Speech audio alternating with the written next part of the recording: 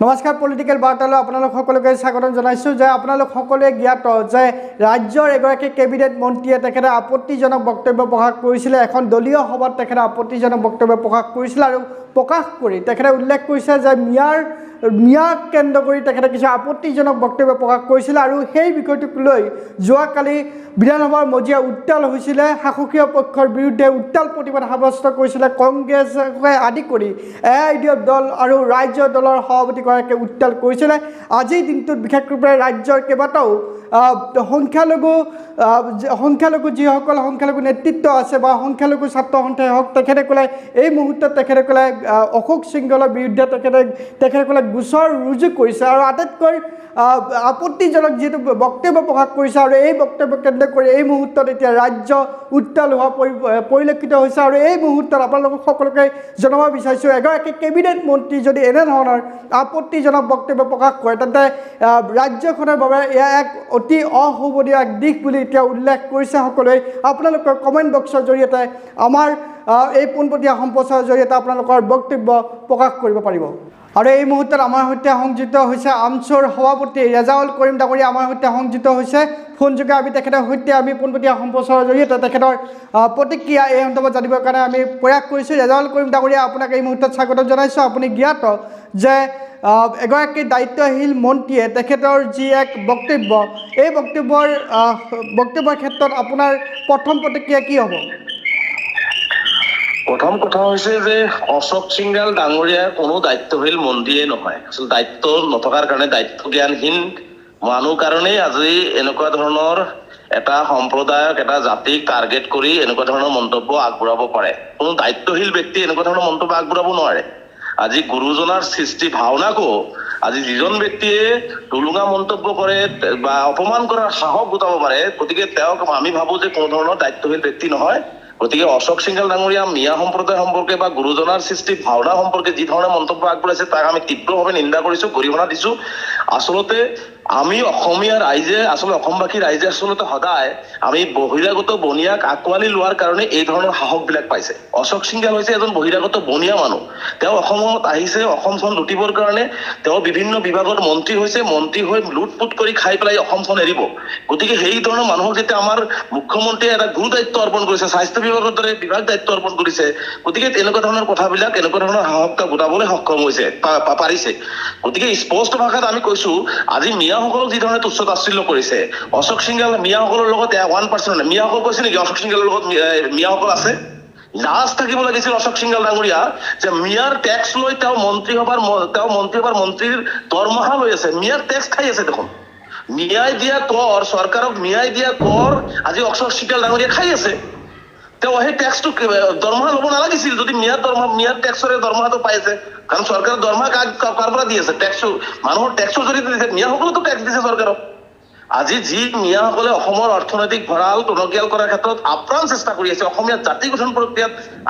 আগবঢ়াই লৈ যোৱাত আপ্ৰাণ চেষ্টা কৰি আছে আৰু সেইসকল মানুহক এই ধৰণৰ মন্তব্য কৰি তেওঁ এটা বিভাজনমুখী ৰাজনীতি কৰিব বিচাৰিছে তেওঁৰ ভৰিৰ তলত মাটি নাই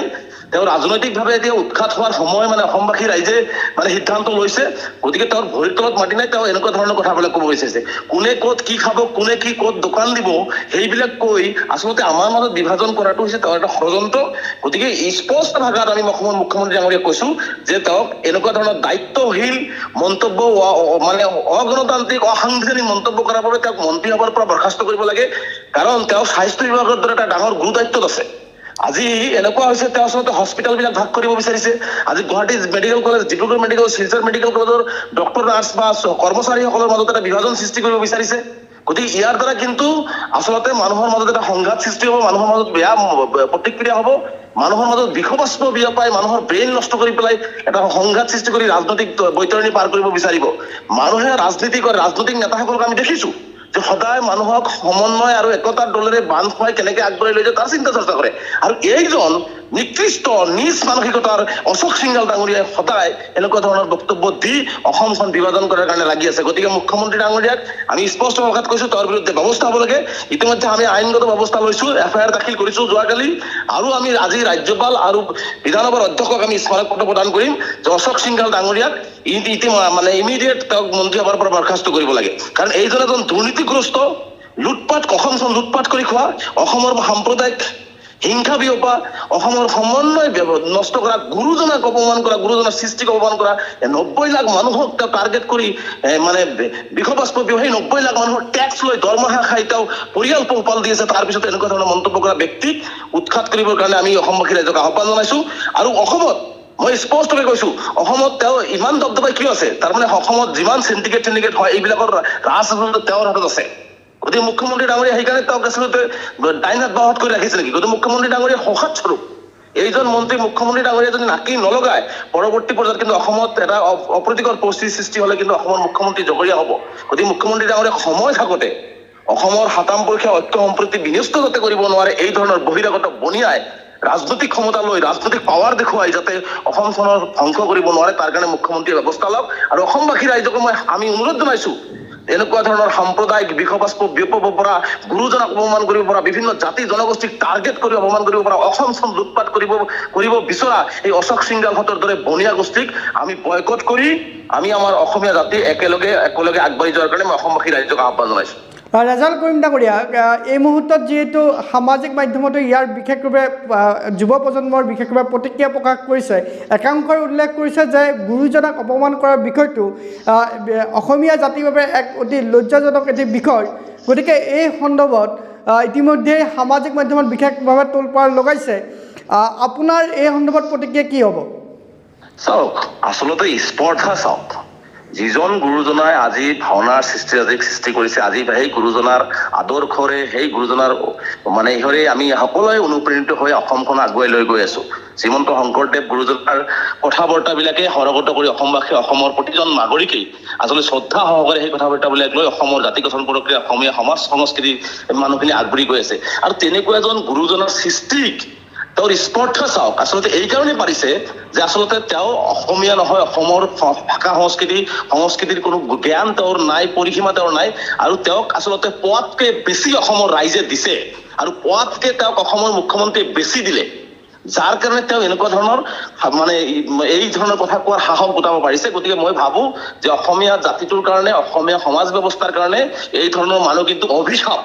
গতিকে এই ধৰণৰ মানুহক আমি কেনেকে বয়কট কৰি আমাৰ অসমীয়া ভাষা সংস্কৃতি, আমাৰ ঐতিহ্য, আমাৰ গুৰুজনাই সৃষ্টি কৰা সকলো সৃষ্টিৰাজিক আমি কেনেকে ধৰি ৰাখিব পাৰো, তাৰ কাৰণে আমি সকলোৱে চেষ্টা কৰিব লাগে। আৰু এই ধৰণৰ মানে এই সাহস কৰা, এই ধৰণৰ মানে নিকৃষ্ট মানসিকতাৰ ব্যক্তিক আমি সকলোৱে বয়কট কৰাটো উচিত। আৰু এইটো কিন্তু সময়ৰ আহ্বান, আৰু যদি এই সময়ত যদি আমি কৰিব নোৱাৰো তেনেহলে কিন্তু এওঁ আৰু ওপৰত গৈ হলেও অসমীয়া জাতিটোক আৰু সন্মান কৰিব। ধন্যবাদ জনাইছোঁ। এয়া আছিলে ৰেজাউল কৰিম ডাঙৰীয়া। তেখেতে আমাৰ সৈতে তেখেতৰ স্থিতি সম্পৰ্কে তেখেতে এই মুহূৰ্তত পলিটিকেল বাৰ্তাৰ প্ৰতিগৰাকী দৰ্শকৰ আগত জ্ঞাত কৰিলে। আৰু আমি এই মুহূৰ্তত আমি ৰেজাউল কৰিম ডাঙৰীয়াৰ সৈতে আমি সংযোগৰ পৰা আমি তেখেতৰ সৈতে বিৰত থাকিবৰ কাৰণে আমি প্ৰয়াস কৰিছোঁ। আৰু পৰৱৰ্তী সময়ত পুনৰ এই সংকটত ৰাজ্যত কি ধৰণৰ এক পৰিৱেশে সূচনা লয় বা কি ধৰণৰ পৰিৱেশৰ সৃষ্টি হয় সেই সম্পৰ্কে পলিটিকেল বাৰ্তাৰ প্ৰতিগৰাকী দৰ্শকক আমি জনাবলৈ প্ৰয়াস কৰিম।